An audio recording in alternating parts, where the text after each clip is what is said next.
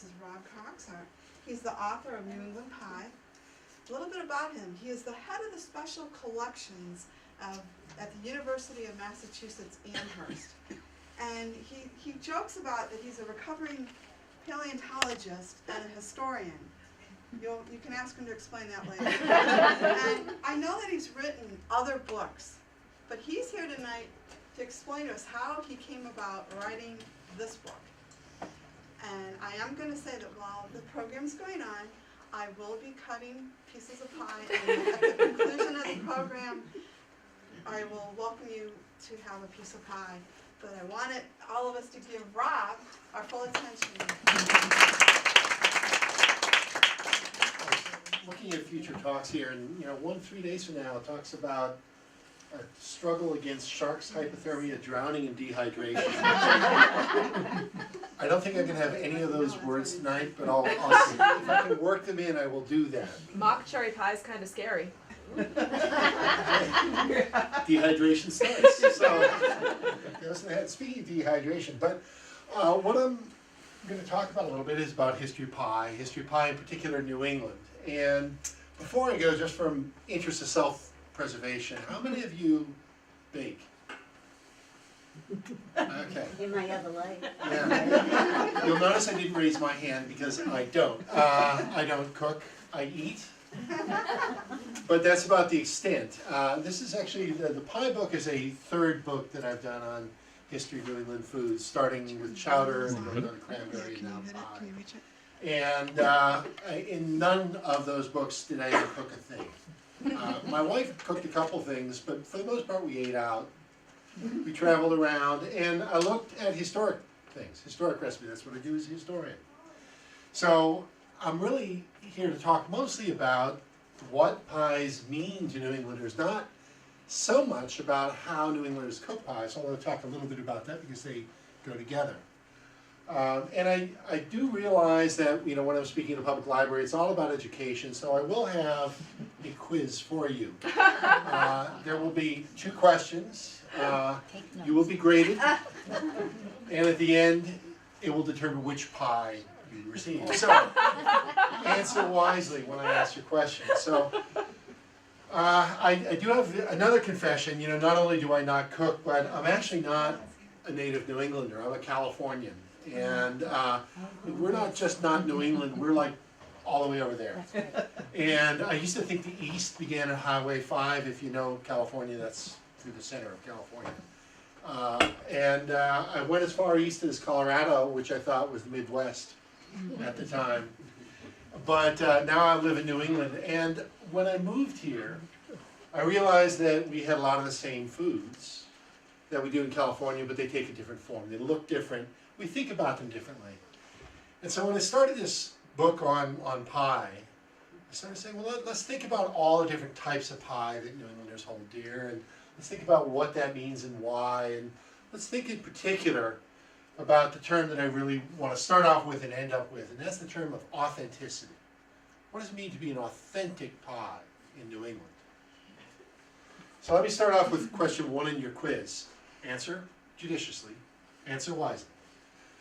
What is the best part of any pie? The crust. Okay, it came out, finally.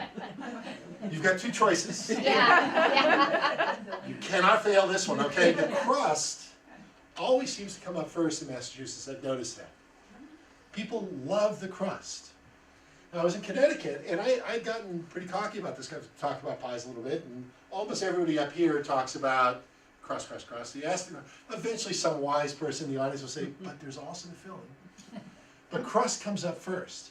In Connecticut, for whatever reason, the couple times I've spoken there, they always say the innards first, and it just ruins everything for me. So the crust is certainly what I think of as being the #1 ingredient in pie. The thing that people point to is say, this is what I really like about a pie.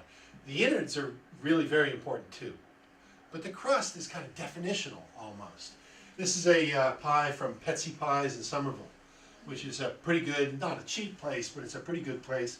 You can see the crust, that nice, lots of layers, and they're thin and flaky and all that.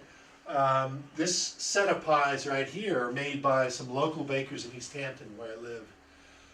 Small former mill town. And these two women set up a bakery, I think it's 3 years ago, and they are unbelievable bakers. They are just fantastic bakers. And you can see here we got a couple different kinds of pies. There's actually, I think, 3 different pies here. Not that you can really tell.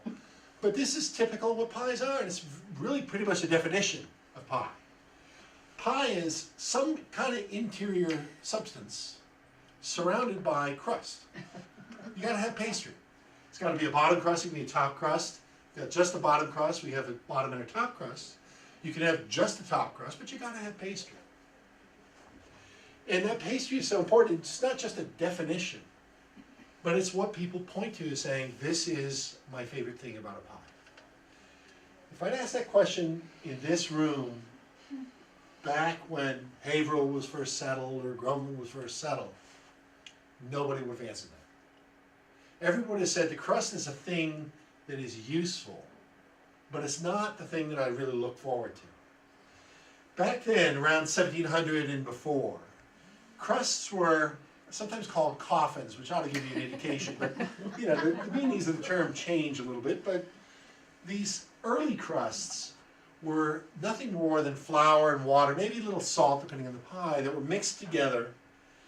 They were sort of rolled out and then built up to create an edge and then a top. And the innards were stuck in there. Whatever you were cooking was stuck in there. And it served as like a self-contained pot or vessel.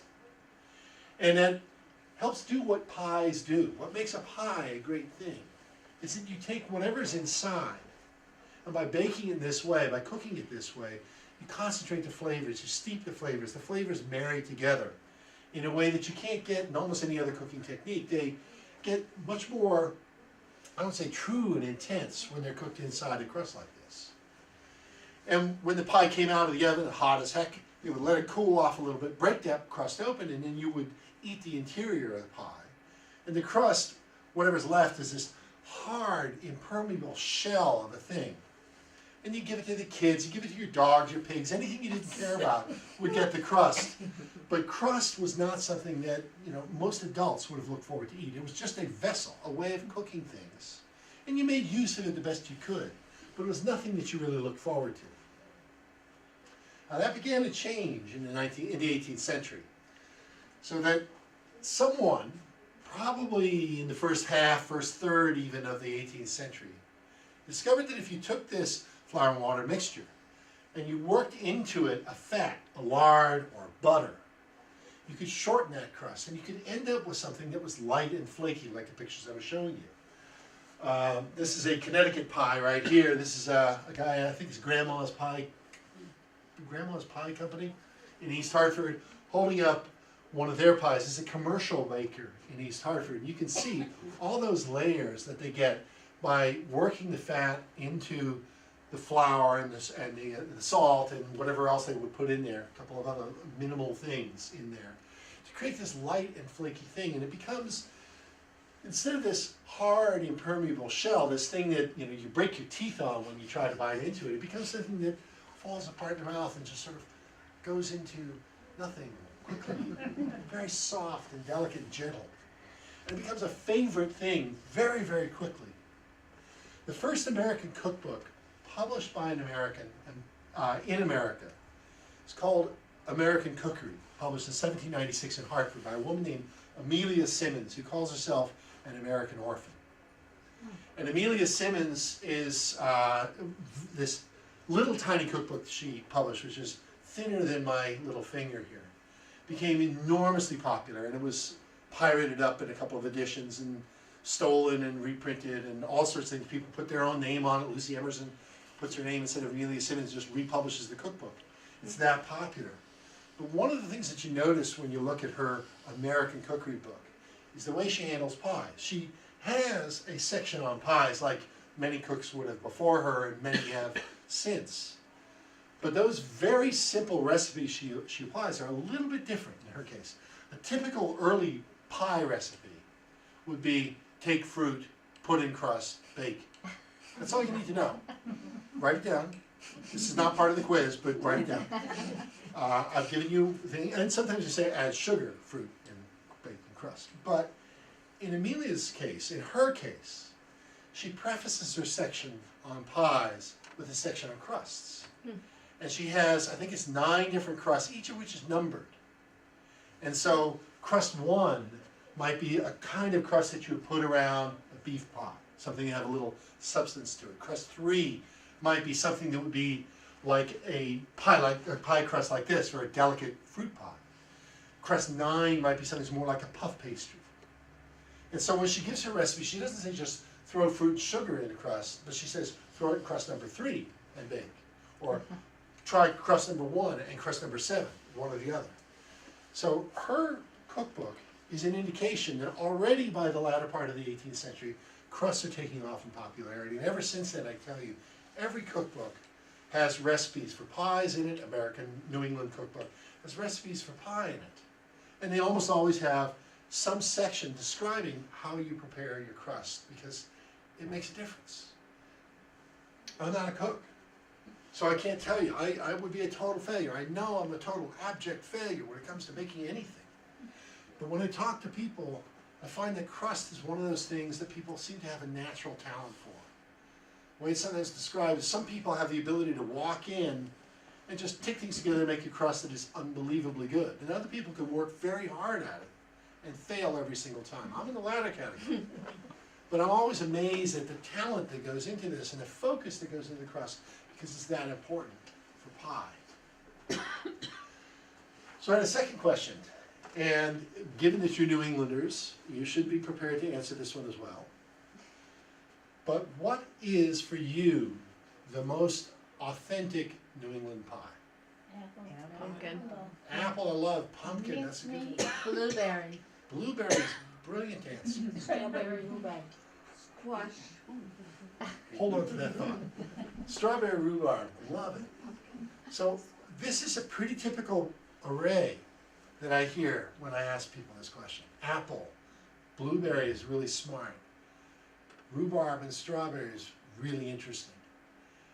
And I started thinking about this when I started the book, and pumpkin comes up, and I started writing down all the pies that I could think of that I think are popular in New England. And you can come up with one after another after another. And I ended up, the book, throwing up my hand and saying, how can I write about all these guys? So I ended up selecting 12 and writing about one as a representative for each month of the year. And that got me 12 pies down there, and there's a couple more thrown in there as comparison or as part of the discussion. But I can tell you, there are as many pies that I didn't write about as I did write about, because New Englanders love their pies. And there's a little bit of a problem I have when I was doing this, because New Englanders love their pies so much that they're not really so choosy. You know, pretty much anything you said, other than a couple of these weird Southern pies, you know, too sweet. Almost anything is eaten in New England. You know, I had people, when I asked what's your favorite New England pie, people say peach. I say, peach is New England? Yeah, peach is New England. And you know, peaches are grown native in New England, so people eat them all the time. Cherry pie, sour cherry pie, very much. Now, blueberry is really a good answer for this, because blueberries are native to New England. They were, along with one other fruit, anyone want to guess what the other fruit is? Cranberry. Cranberry are the two native fruits to New England that have become commercially successful on a real large scale. So those are good answers for pie. But almost all the other ones, when I started down there, I think, you know, I grew up in California, my mother's from Washington State. And if I had said, what's the best Washington State pie? She would have said, well, blackberry, boysenberry, or apple. Apple would have been one of the top ones that she chose. Growing up in California, would have said, what would have been the best pie? Well, you know, apricot or apple. Apple's everywhere. Blueberry, in fact, is everywhere now. Because the fruits are now grown on such a scale that the blueberry is available all over the country. So what's a real New England pie is a little harder for me to get at, because there are these affection towards a lot of different pies, but that affection is spread like contagion across the whole country. And a lot of these pies are not just New England pies anymore, they're national pies. One thing that New England has done that I find interesting relative to a lot of the other parts of the country is that when I ask what's your favorite pie in New England, I'll hear the ones that you guys mentioned, but very soon if I press a little further, someone would say chicken pie, chicken pot pie. Or they would start listing savory pies. And New England is one of the places in the country that's retained a love almost equal for savory and sweet, at least more than the rest of the country. Down south, I don't think they know that there's a savory pie end of the spectrum. You know, except maybe in the frozen food aisle or something. Something's imported from up north. In California, I think we wouldn't have thought of savory pie unless you pointed it out to us and we said, oh, of course there's savory pies, but pies are sweet. But in New England, it's kind of half and half. And that goes back to English roots here. When the English settled here, they brought with them their culinary traditions. And one of the things they brought with them right off the bat were pies. They loved pies. And they brought, in England, if you go to England, there is an equal love of savory and sweet pies. And they brought that equal love with them to New England. When they settled in Australia or New Zealand, they took the savory end and left the sweet behind. Down in the southern parts of the States, they have the sweet but not the savory. But in New England, we have both. So I started looking around and said, well, is there a pie that is just New England pie? And I ran into, this guy right here. Anyone recognize this? Very odd pie? It's a good guess. It looks like a pecan pie. Got this sort of slurry here. And this, even though you can't quite tell it up top, that sort of crust up there is actually walnuts. Broken up walnuts, ground a little bit finer maybe in this particular case than you sometimes see.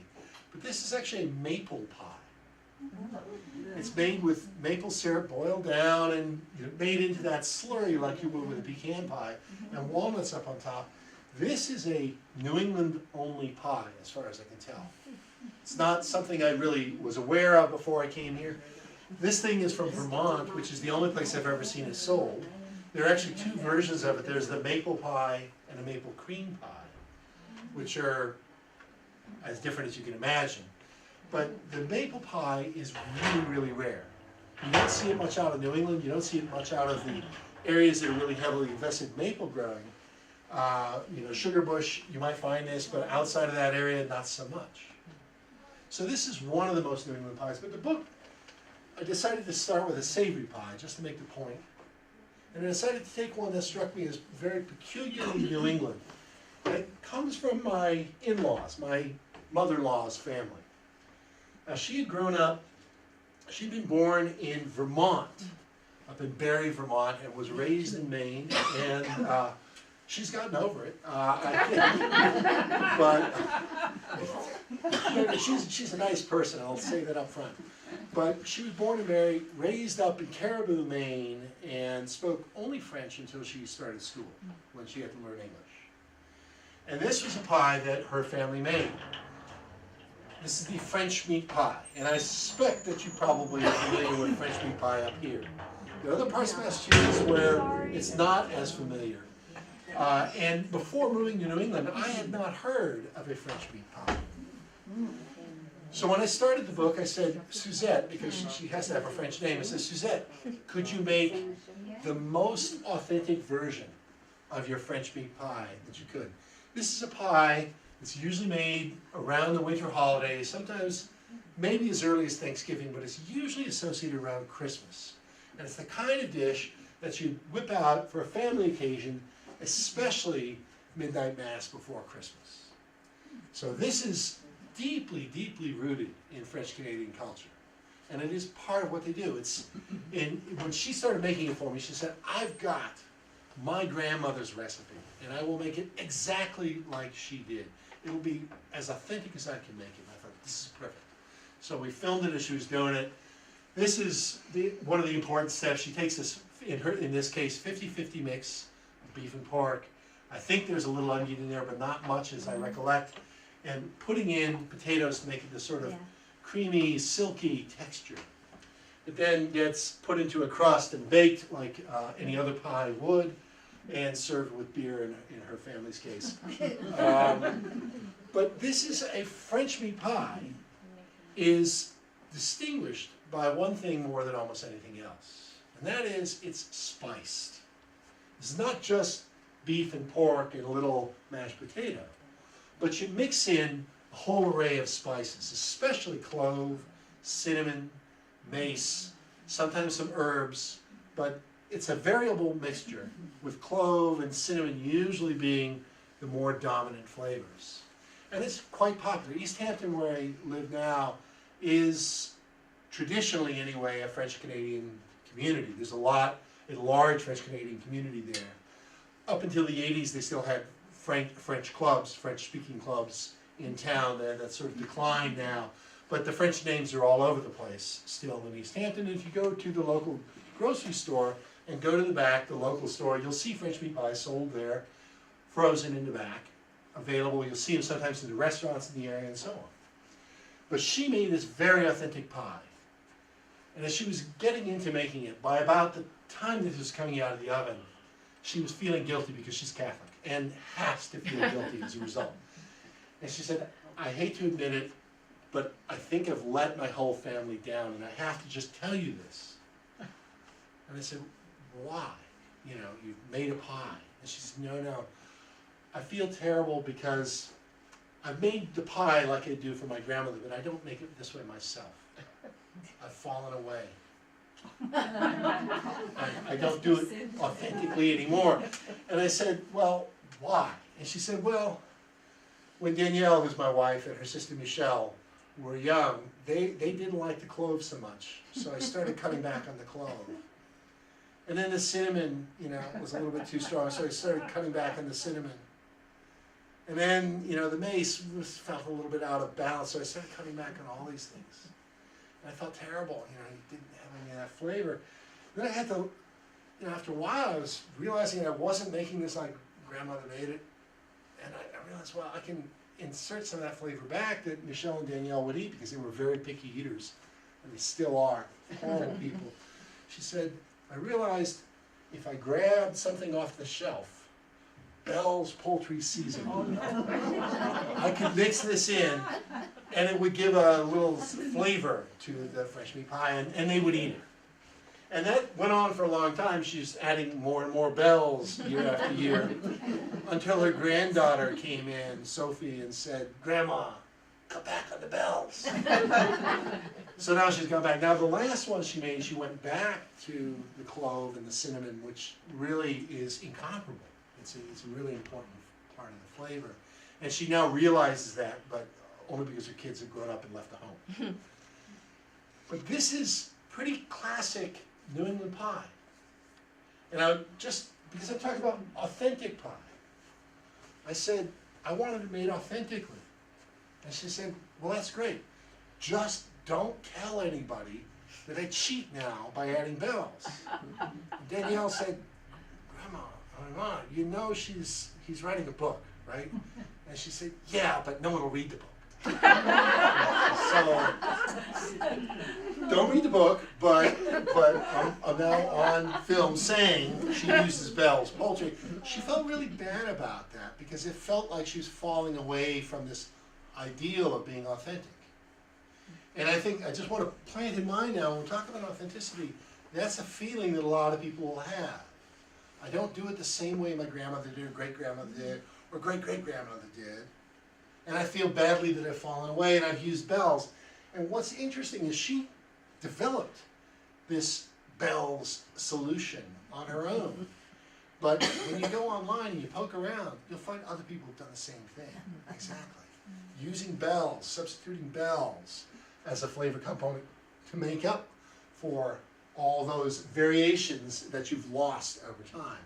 And when you go across Massachusetts and you try French meat pie in Lowell or Lawrence or down in East Hampton or in Worcester County or something like that, every cook has a slightly different version of it. If you cross Canada, they'll use different meats, different blends of spices, more or less potato. The crust will be made in a slightly different way. Just lodge that thought in your mind, that everybody is doing it slightly differently and adapting the recipe as they go along. Now this bit about authenticity, this is my cat. He's very handsome. This is the segue into the next part here. I started looking at pies in New England, thinking about this question of authentic.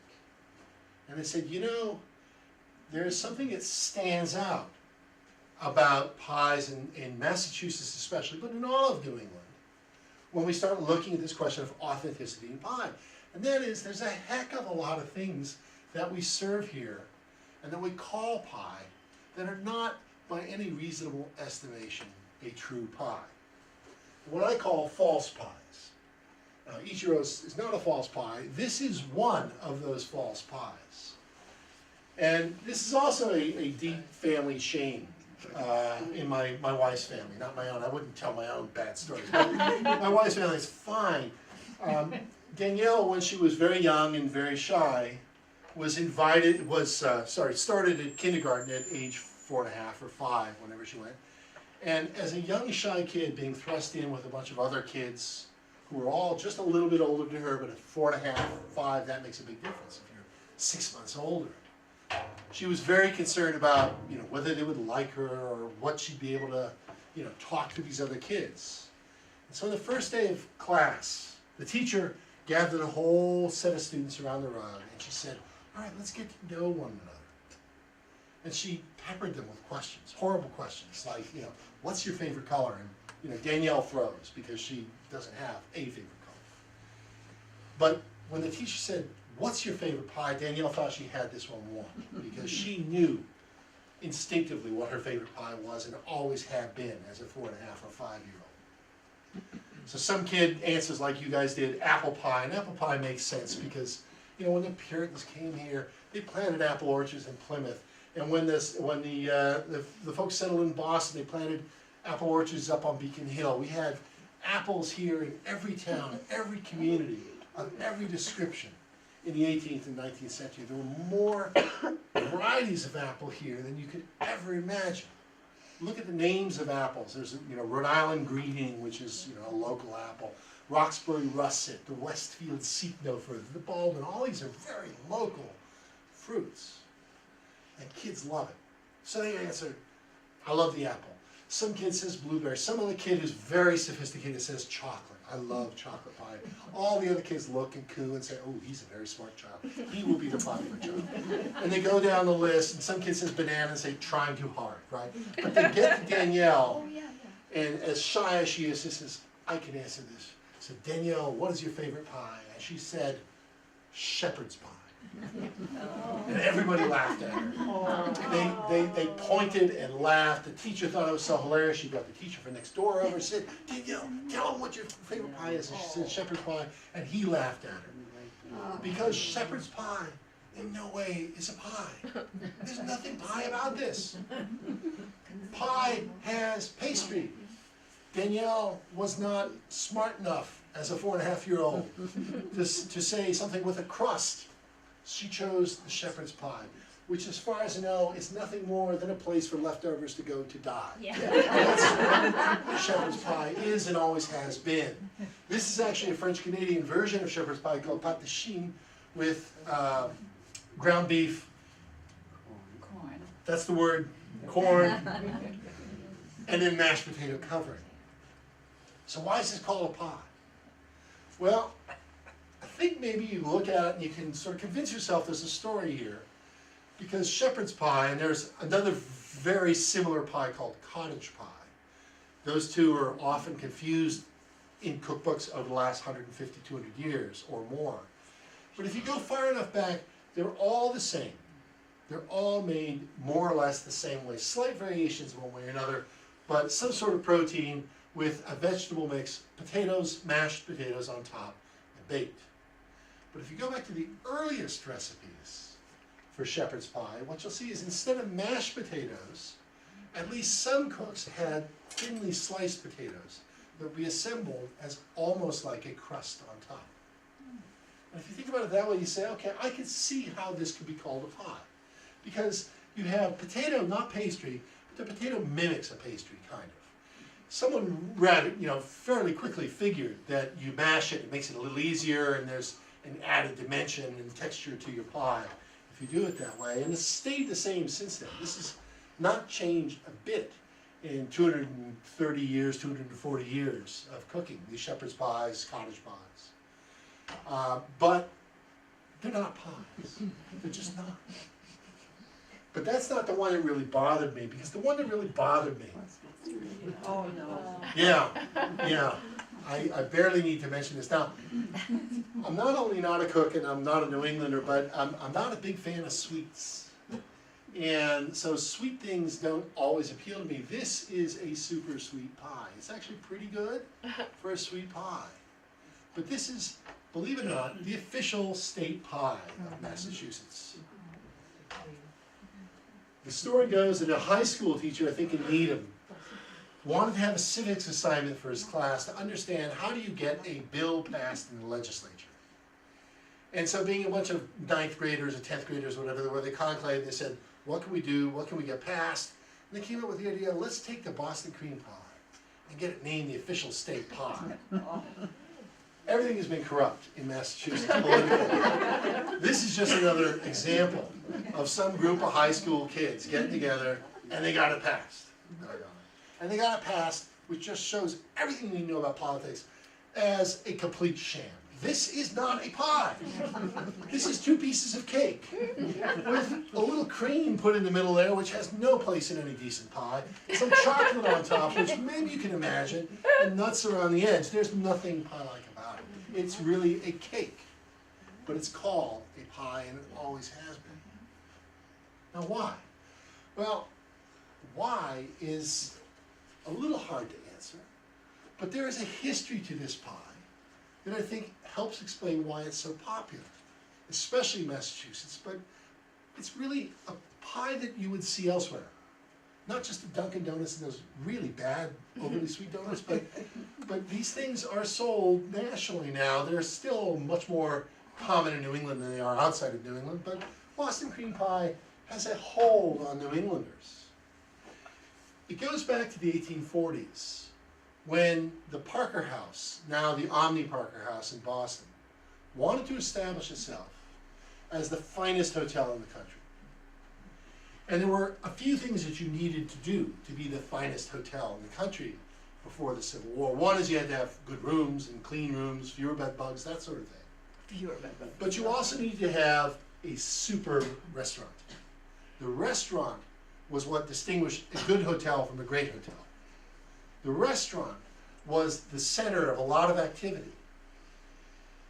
Before the Civil War, you didn't go to restaurants out in the wild, you know, a restaurant down the road. If you wanted fine dining, you went to restaurants in hotels.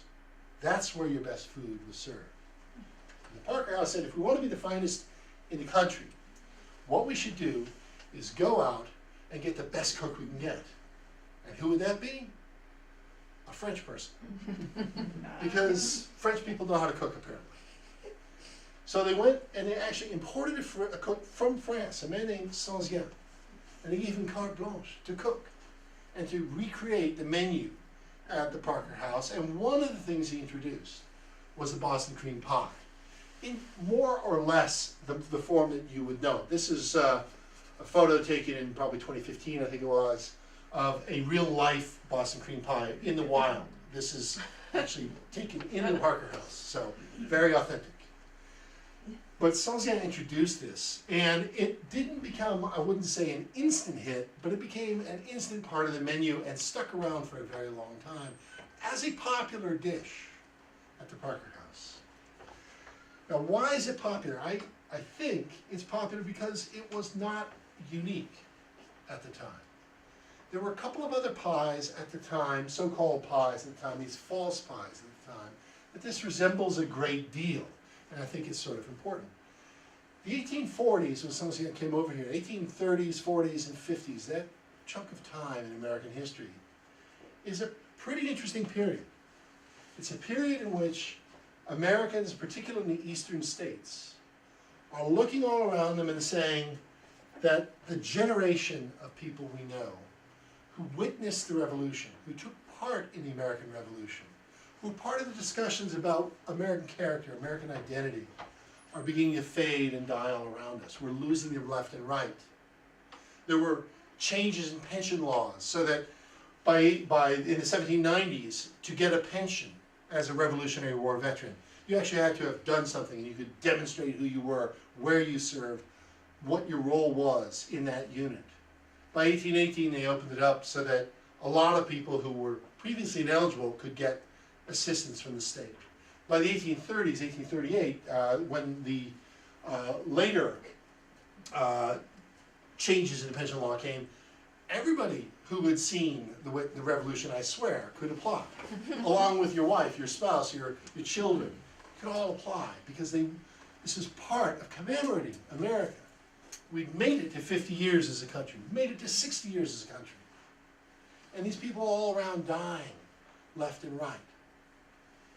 So this is part of the background here. It becomes so important. I can't help but mention it, but it becomes so important, this idea of commemorating the American Revolution, that in 1864, there's a man named Hilliard who published a book called The Last Men of the American Revolution, where he took a camera and he traveled all over the eastern states and he photographed every living Revolutionary War veteran he could find. In 1864, that means these guys were 100 years old or more, for the most part.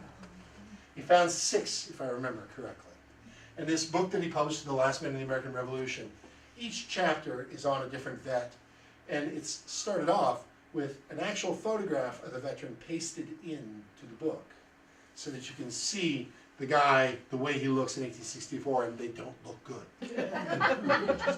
But it's a brilliant thing, and it suggests what the feeling of the time was like. But these pies had a role here. The 2 pies that are pretty interesting to me that resemble the Boston cream pie are, one, the Lafayette pie, named after the Marquis de Lafayette. Marquis de Lafayette was George Washington's aide-de-camp and close confidant during the war. Served under Washington without pay through the course of the war, side by side with him. And Lafayette came over to the United States for a grand farewell tour in 1824-25. Traveled all across the eastern states. Every town he went to threw big celebrations for him with banners and bunting and food and so forth. And the Lafayette pie originated sometime around then, probably either during Lafayette's visits here or shortly after to commemorate Lafayette. What is it? It's a couple of slices of sponge cake with a little raspberry filling or strawberry filling in between, little thin layer of it, and maybe some powdered sugar up on top. It's like a Boston cream pie, but with fruit instead of cream, and usually no chocolate up on top. It's one pie. There's a second pie called the Washington pie, named after George, not Martha, but George. And it is also a pair of cake layers, round cake layers, with usually a strawberry or raspberry filling in between, a thin layer, powdered sugar up on top. In many cases, it's indistinguishable from the Washington pie, from the Lafayette pie, pardon me. And those two were often confused in people's minds with the Boston cream pie, at least in the early years. All 3 of these things are variations on the same theme that people couldn't keep straight. People got confused. The Boston cream pie is a little bit different, but they couldn't keep them all confused. But what was good for the Boston cream pie is that here, this pie that wants to make the greatest hotel in the country is associating itself almost accidentally, but maybe not entirely accidentally, with American history, with the great heroes of American history, with Washington and Lafayette, by being similar to it. And if you think I'm being crazy, these 3 pies are in fact all very popular, all often confused, and they are also, I would say, often served at low-quality restaurants who are churning them out to sell to the gullible people out there. It's bad enough that the Boston Globe in 1889, which is known for its great poetry, published this poem. This is a piece of a poem that they published on, that's the Parker House in that photo there, on these 3 pies, complaining about the quality of these things. It says, "The mighty name of Washington, what vandal dare to lie with this malign monstrosity that's neither cake nor pie? A messy, mucilaginous, pestiferous compound. Why should language bold hold such libel bold upon both George and pie. This was not quite sharks hypothermia drowning and dehydration, but it's pretty close, right? If you use mucilaginous pestiferous compound in any poem, I'm gonna love you. These pies were all popular, enormously popular. There's a great account that I discovered of prisoners in a Confederate prison during the Civil War celebrating Washington's birthday by getting a Washington pie set in. And it is reminding them of home and of hearth and of nation and all this. But what happens around this period of time is that the Lafayette pie sort of drops out of sight. People forget about Lafayette more or less. The Washington pie remains very popular into the 20th century, usually associated with Washington's birthday. And you'll see occasionally newspaper accounts in the first third of the 20th century where somebody will try to create the biggest Washington pie. They'll celebrate Washington's birthday by having 100 pies served to the town, that sort of thing. But it also sort of disappears. The Boston cream pie persists. And it persists for probably a couple of reasons. It's a little bit different, a little bit fancier, a little bit nicer in some ways. It's got that chocolate layer that people like. But it's also persists, I think, because the Parker House persists. The Parker House knows how to market. Everyone knows Parker House rolls. Everyone knows Boston cream pie. And we know them because of the Parker House. They're not bad foods, but the Parker House is really good at promoting themselves.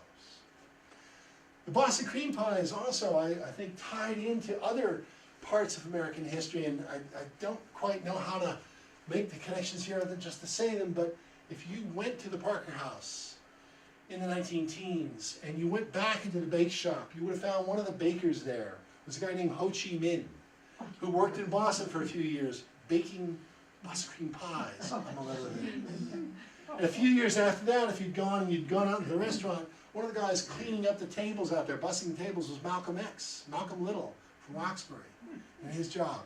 So the Boston cream pie ties Lafayette, Washington, Ho Chi Minh, and Malcolm X all into one package. That's a powerful thing. So having it named the official state pie of Massachusetts, that's a good thing.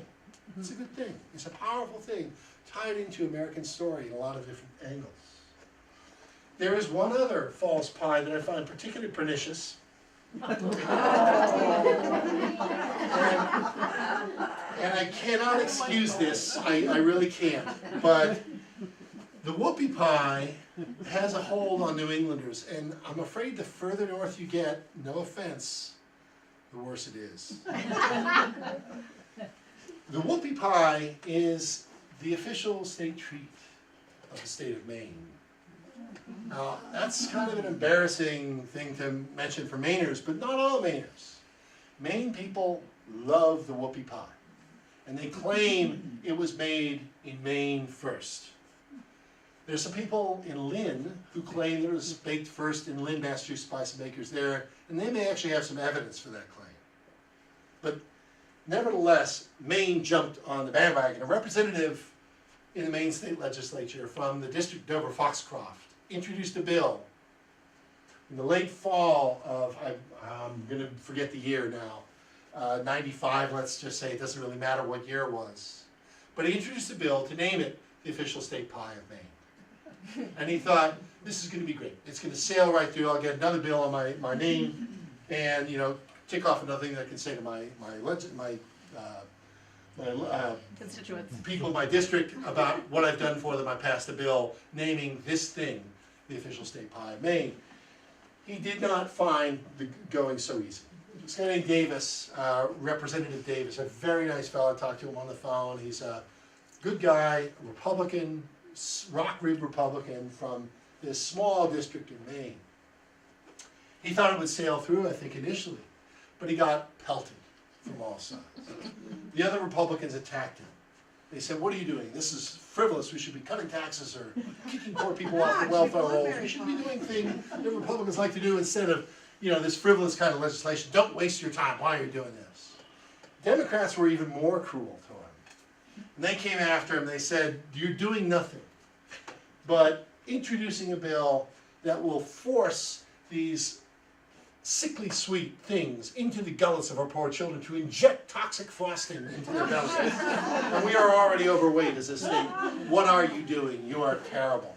And he knew that he would have opposition, but the opposition on both sides of the aisle was fierce. It kicked up another notch because the only other state, as far as I know, who really care about whoopie pies, other than the people in Maine, are the people in Pennsylvania. And I worked in Pennsylvania before, coming up here in the Philadelphia area, and in southeastern Pennsylvania, they have this bizarre notion that the whoopie pie is theirs down there. The story that they tell is the whoopie pie is an Amish pie, that this is made by Amish people, and I have no idea where that idea comes from. But the idea is that somewhere, some Amish wife made these things, put it into her husband's lunch, he opened his lunchbox at work and looked down and said, "Oh, whoopie." Pie. I don't think that happens. This is not an Amish word, whoopie, as far as I know. The Amish are not known for whoopie. This pie is deeply popular down there and thought of as their pie as well. And they got their knickers in a twist in Pennsylvania when they heard about Davis's legislative triumph or his legislative efforts up in Maine. And they started having rallies, holding up signs in the middle of winter and driving snow to demonstrate their fortitude, saying, "Give me whoopee or give me death." This got into the New York Times, of all things, because it became this interstate rivalry.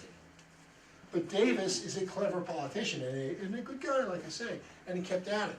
And he kept poking and poking, and he finally started bringing people around, because people in Maine may not like each other in the legislature, but they hate Pennsylvania.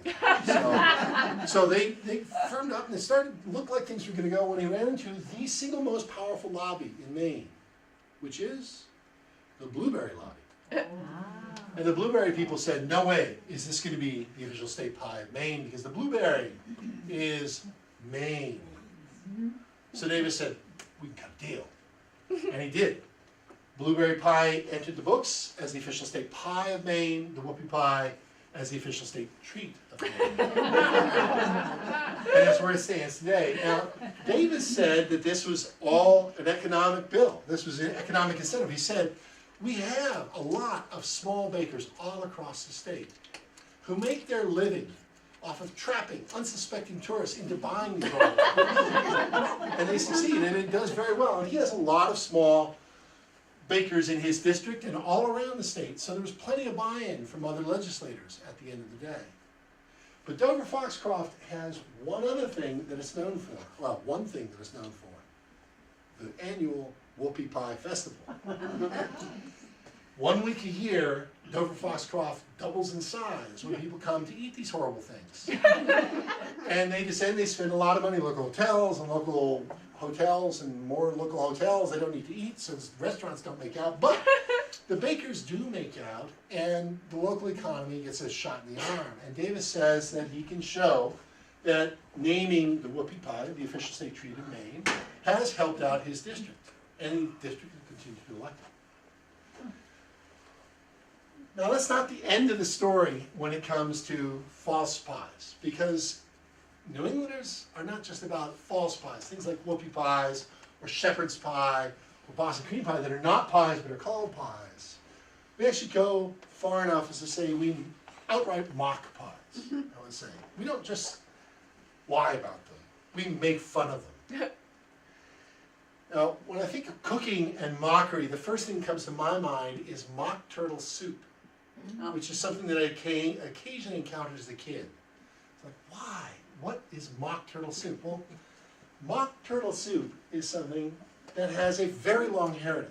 It goes back probably close to 300 years, maybe a little bit more than 300 years now. It originated at a time when British sailors are leaving British ports and going to sea for months at a time, weeks and months at a time.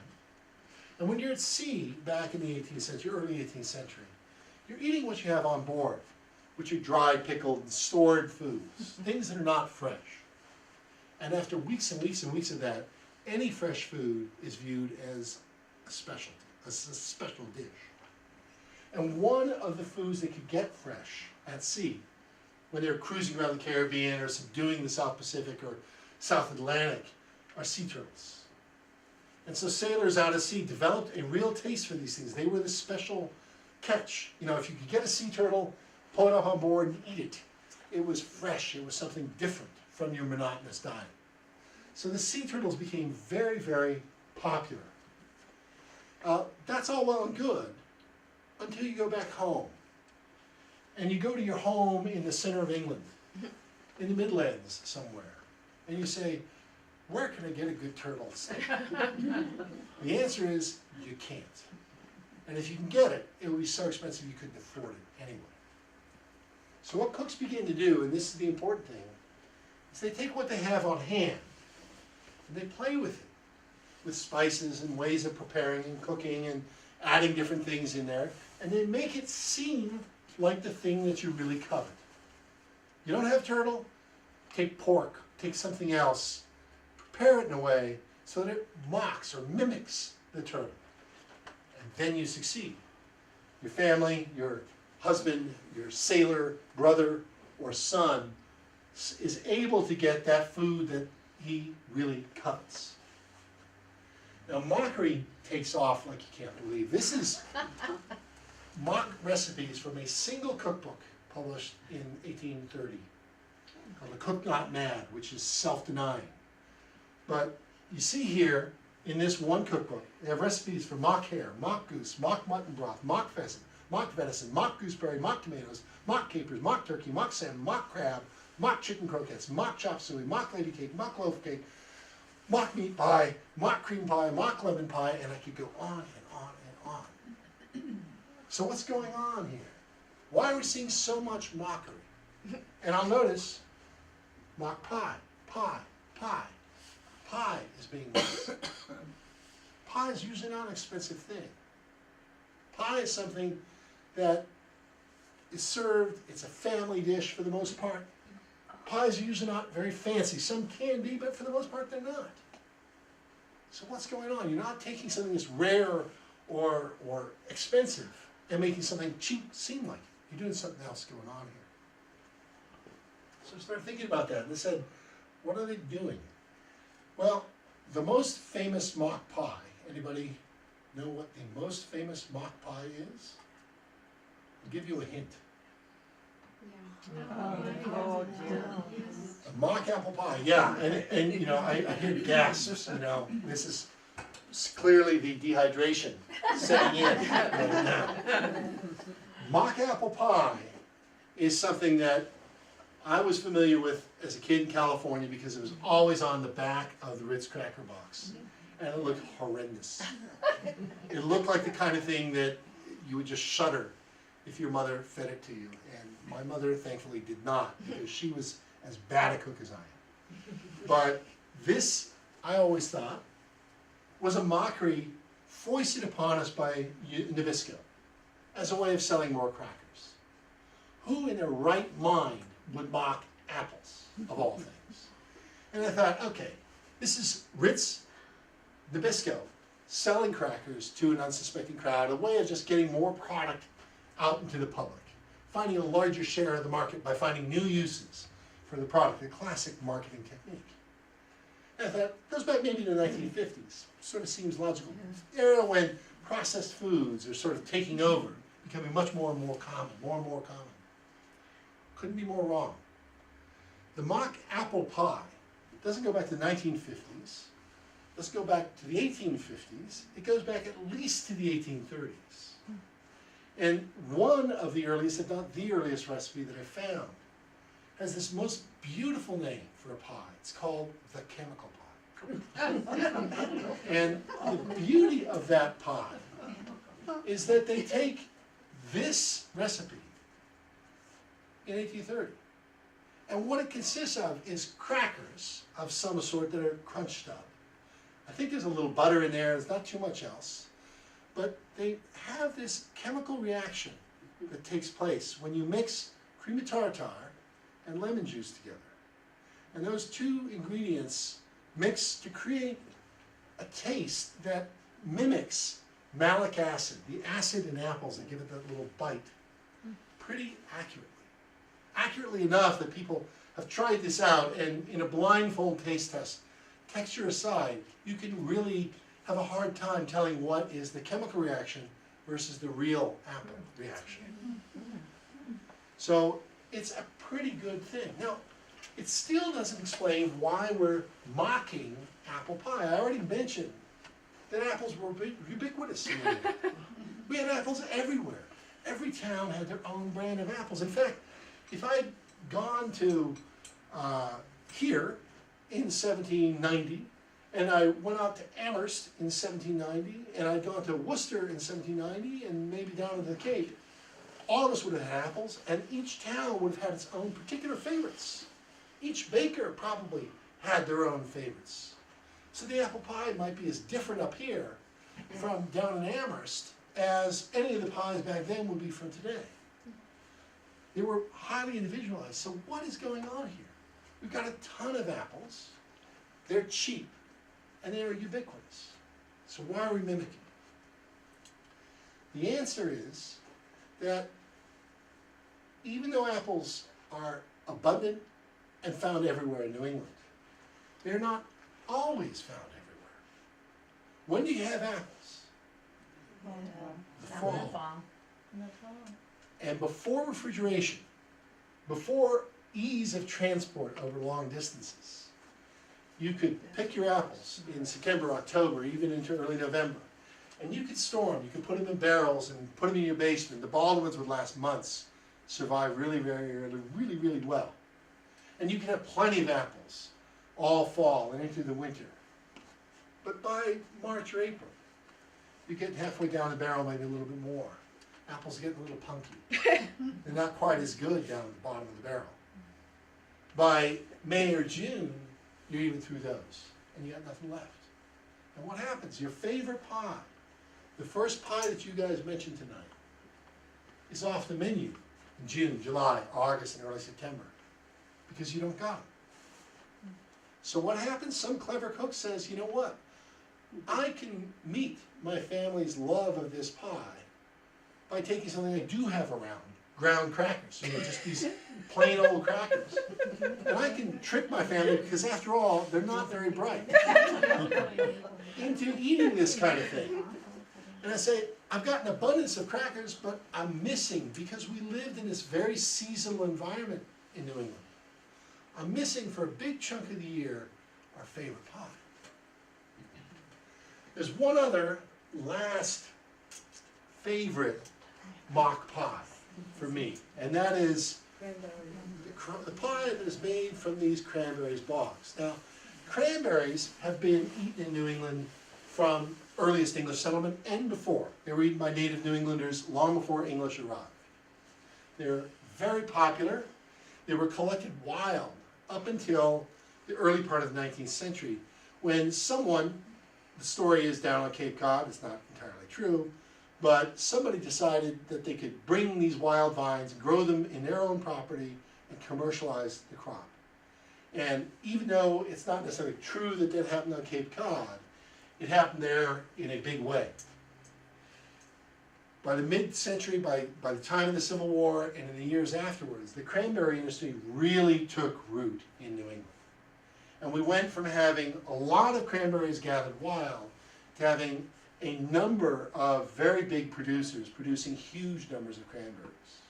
Cranberries come ripe in September and October. And when they come in, you get tons and tons and tons of these things. Now, I love cranberries. New Englanders have always loved cranberries. Cranberries are great. But even I, a great fan of the cranberry, have to admit that there is only so much you can do with the cranberry before you get sick of it. I mean, you can have it in a sauce, or you can have it in sauce. You could probably have it in jelly, but there's only so many things you can do with the cranberry. So what happens here is that someone in the 1890s, when cranberries are becoming super abundant in New England, and cheaper, and they're becoming particularly abundant in these months of September, October, November, recognizes that I can do something with these cranberries, not to mimic something that my family particularly liked, that is part of the story, but to make use of something that is super cheap and super abundant now. And this woman, and I'm suspecting it was a woman, in around 1890, 92, sometime around then, recognized that if I took cranberries, split them in half, mixed them in some ratio with split raisins, with a little vanilla and butter and a couple of other little things, I could mimic the taste of a cherry pie. And so, sometime around 1892, you see this recipe appearing for mock cherry pie, making use of this incredibly abundant resource to mimic the cherry pie. And cherries are one of those fruits that have a strong seasonality. They come ripe in June, maybe into early July, and then they disappear. And cherries have been very much a favorite fruit. So what you get is bang for your buck on two ends. You get to use something that you have too much of to mimic something you don't have enough of. And this recipe for mock cherry pie takes off. If you've seen these little cookbooks that church groups and women's clubs and other charitable organizations put out, those things, as soon as that first mock cherry pie recipe appears, you look at almost any of those between 1890 and maybe 1915, you will see a mock cherry pie recipe. It's just like that. It's as if somebody sees it over there and says, we gotta have it too. There's one community cookbook from Maine, I'm forgetting which town now, it's not Starksboro, but it could be, has 6 different recipes, each signed by the woman who submitted the recipe for this book. 6 different ones. And when I say different, I mean exactly identical. They're really the same recipe, just repeated over and over and over again, because this pie was so popular.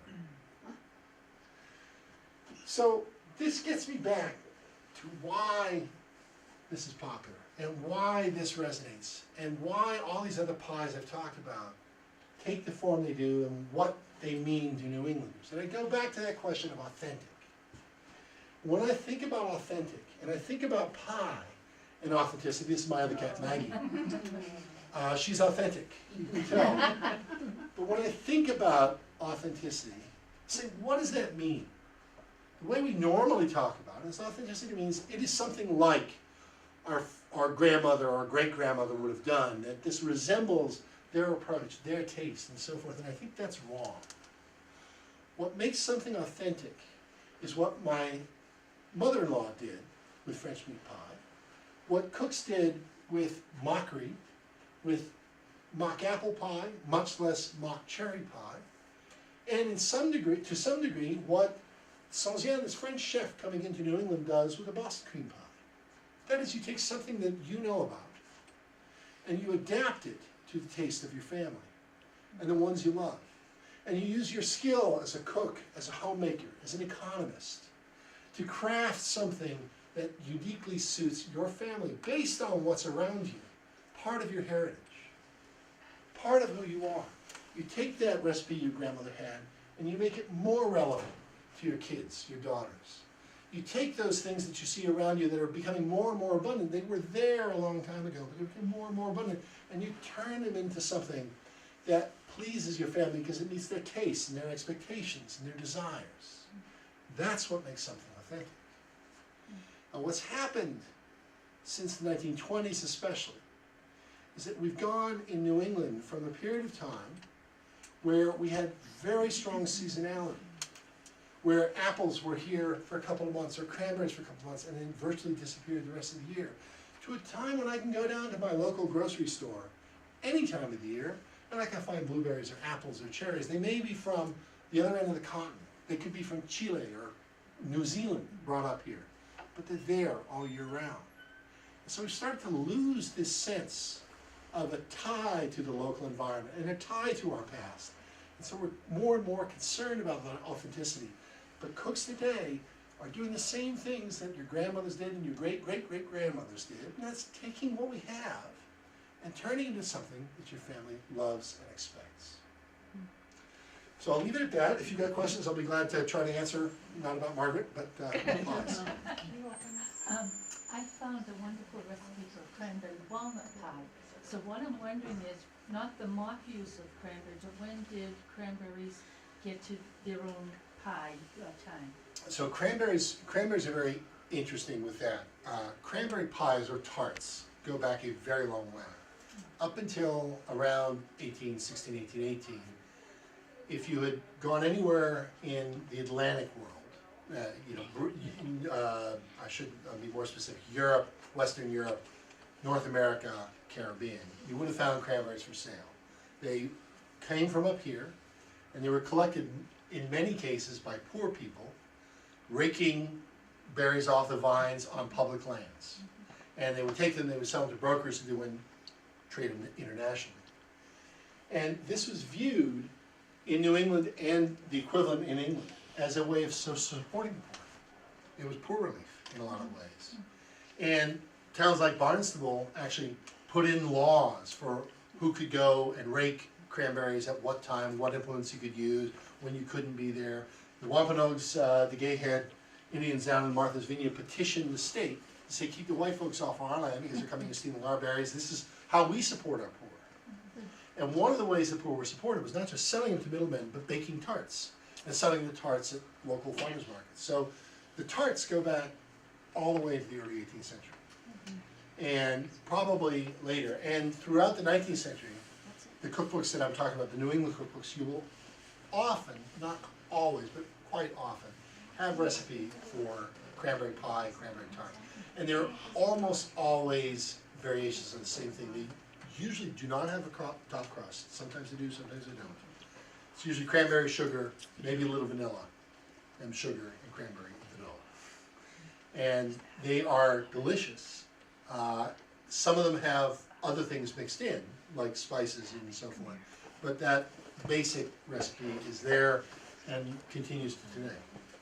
You know, what makes it so special, at least with my family, is the fact, because you don't get cranberries all the time, that it's a winter treat, and then that's it until next year. Yeah, and that's, the cranberry industry is trying to change that a little bit because they're looking for other products that can sell outside of that season, but that's traditional.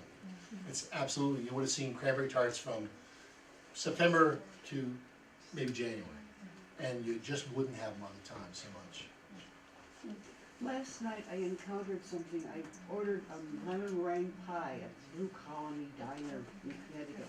Mm-hmm. And I was enjoying the meringue, and all of a sudden I found yellow cake between the meringue and the lemon. Really? I don't want this. No, that's nasty. That's a very funny thing. I've never seen I that. wondered if you'd ever heard No, I mean, I actually, when I did the book, one of the things I feel badly about is because I chose only really 12 major pies. I skipped all of the lemon meringue and orange and cranberry and grapefruit that I could have done, those citrus pies, and I skipped the cream pies. I didn't do cream pies or custard pies, all of which were very popular in New England. I really didn't realize, it took me about halfway through the book before I realized how popular lemon pie was in New England. And it's not necessarily lemon meringue, but meringue was sometimes part of it, but that lemon pie was really, really common in New England going back to the early 19th century, and much loved. And it's pretty much what you see today, is that slurry, that lemon taste that is made there in a usually open top pastry.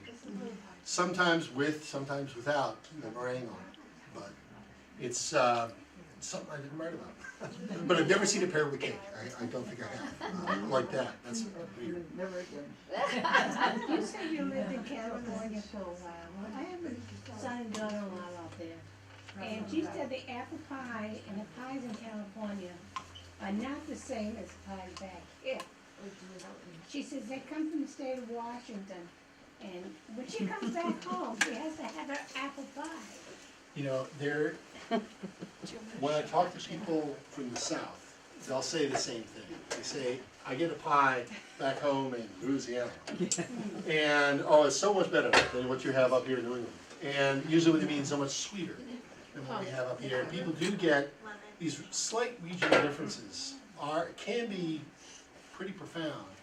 But the thing when I think about an apple pie is even in New England, if you think about apple pies, when you look around New England and talk about what is an apple pie in New England, you'll see some people add raisins, which I find abominable. Some people have tart apples, some people have sweet apples, some people cut them fine, some people cut them coarse.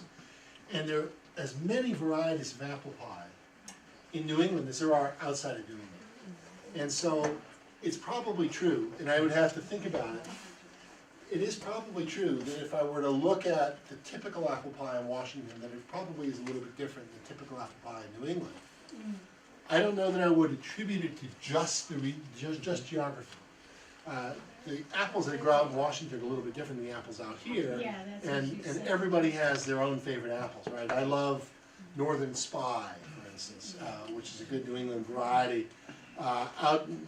My grandmother lived in Kennewick, my mother grew up in Walla Walla and Pasco and Washington. You know, Kennewick is apple area, and out there it was Red Delicious, and then Gold Delicious, and then more Red Delicious. That was like Vermont, we had that. Red Yeah, Delicious and, That apple production has shifted a lot, so depending on what you like, it might not be your favorite. do they have a favorite pie in California? What do they? You know, I think if you'd asked me when I was a kid, we probably would have said apple would have been one of the things that we would have thought of as an apple pie. And I know in my family, we would have certainly said lemon meringue. That was a popular thing. And those fruit pies do tend to be popular out there. Lemon, you don't see orange out there too much that I'm familiar with, but you might. But blackberry, boysenberry, those might be from my Washington roots. Boysenberry, yeah, my son mentioned boysenberry. Yeah, boysenberry in Southern California is He lives like in popular. Northern California. I'm a Northern Californian too, Yeah, so, so- yeah, but certainly boysenberry would have been one that we saw a lot. And blackberry was another one we saw a lot. I don't think I saw raspberry pie before I moved back here, but blackberry and boysenberry out there. But I just thought I'd get the first. No? Thank you. I've seen recipes for a Marlboro pie, which from what I can tell is grated apple and a custard. Is that a New England thing, or? It is. Marlboro pie is a very old New England pie, and it is apple and custard. And I've had it, Stop, go get a piece of and pie. it is kind of funky. You know, it's just not what Seems you. like it would be an odd texture. It is an odd texture, and I've only had it once, so I don't have like a lot of experience with it. And while it tasted good, it was an odd texture. It's not what you expect with that taste. So is that something? Because I've seen poems written about dried apple pies and how people hate dried apple pies, which of course is the ring of the apple that's dried, and then they reuse. So could you use those in the Marlboro pie? Is The that what? one I had did not, but I think you might. The one I had was like apples that seemed to be prepared like you were preparing a regular apple pie, Yeah. but with that custard. And it, as a result, it sort of, to me, blunted the tartness of the apple that I really like with that super sweetness of the custard. Yep. And when you put the textures together, it was an acquired taste for me. But it was very, very popular in New England for a long time. And you do see those recipes cropping up even today. I mean, they are still around. I had, the one I had was made by a professional baker down, I think it was on the Cape or near the Cape anyway. And it was a well done pie. It just was not to my particular taste. Yeah. But you do see it. What about graham cracker crusts? Graham cracker crust is something I looked into, and I'm forgetting now. I didn't track it down for the book, but graham cracker crust goes back to the early part of this century, where somebody recognized that it was an easier substitute for making a good crust, you know, a good typical pie crust. So you could, oh, thank you. So you could use what you had on hand, these crackers, and do something very quickly to create a crust that people liked. Without too much effort. And that is part of pie baking, you know, is to take what you have on hand and make the most out of it, and make something that people will like. And if you can save a little effort while doing that, you do it. Or if you don't know how to make Or if you don't know how to, yeah. But graham cracker crust has a pretty long history, a longer history than you might have thought. I probably would have thought graham cracker crust would be a post-World War II thing, but it goes back quite a bit before. I just finished your book earlier today, sorry. But a lot of the images are from the archive, so I was just wondering if you could talk a little bit about, I know it started as an agricultural college, I'm Yep. wondering how they have such a cookbook collection, or, you know, the images that you used. Sorry, The that was cookbook in no art- way eloquent. Yeah, our archive has, we have very deep collections in a number of areas, and, you know, we collect history and culture in New England, We're home now for the New England Yearly Meeting of Friends, the Quakers for New England, going back to the 1650s, and as a good Quaker boy, that makes me happy. But one of those little areas that we've acquired a lot in is in cookbooks. Okay. And it is hard to explain how that happened or why, but a number of years ago, predominantly one donor started giving us these, particularly these community cookbooks. And we now have maybe 12,000. The number is not entirely known, but it is a very large cookbook collection, and I've tried pretty intently to focus on New England cookery, meaning cookbooks published in New England by New Englanders about food here. So I don't want a New Englander writing about French food, I want New Englanders writing about New England food, or a French person writing about New England food, but New England food. And the community cookbooks are particularly good because they are really locally produced. And the 12,000 we have are not all New England, but many of them are. And so for almost any one town, if you say, do you have a cookbook from my town? You know, the 351 towns in Massachusetts, I'm guessing, 200 and some are represented. Peru and Monterey out west, yeah, not so much. I'm not sure that Rowe, would have much, or Mount Washington. But if you get to anything where people live, where there are more people than sheep, we're likely to have some kind of cookbook. So I use those as, one of the things I was able to do was use those as source for this. Just go back and let's look at what they do for pies. And some of those cookbooks are all pies or all desserts, and others have a section on pies, but pie is something that's always there. So you sell your books, right? I'm sorry? You sell your books? I don't, but it's available on Amazon, I think, or online. I'm sure you can get a copy. I hate to foist it on people, so I don't bring it with me. Why did you pick New England if you're from California?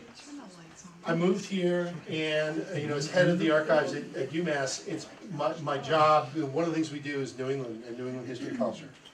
And when I arrived there, I had a student who'd grown up in Marshfield, from an old Marshfield family, and he was finishing up his senior year, and he wanted a project, and he cooked.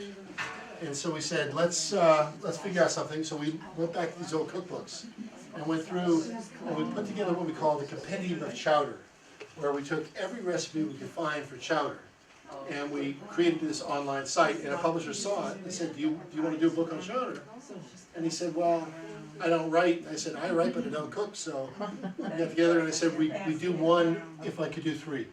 And I don't know why I said three, but I said three, yeah. So chowder is where it started, and chowder in Nashville is where it started.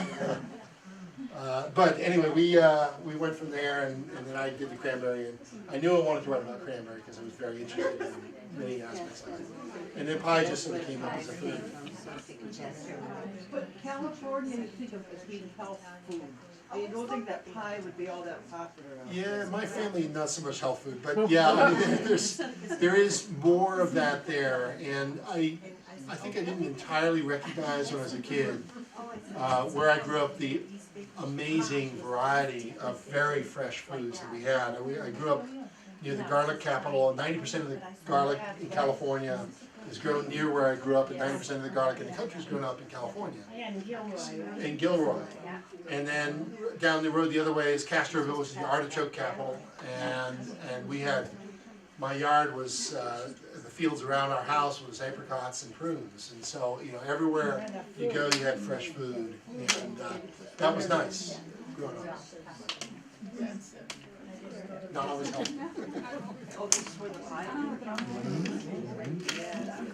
Well, thanks, eat pie, please. Thank you. Before you shut that off,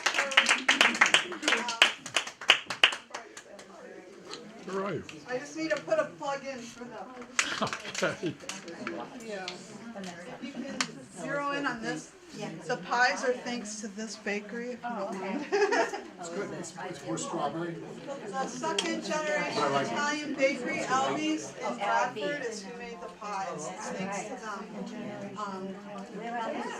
They're, do you know where Chicks roast beef is right next door, and there's that Shell gas station. They're right between there. Really nice. Thank you, Albie's Bakery, because they gave us a deal. We really appreciate it, and it's delicious. Thank you, everybody. You can stop.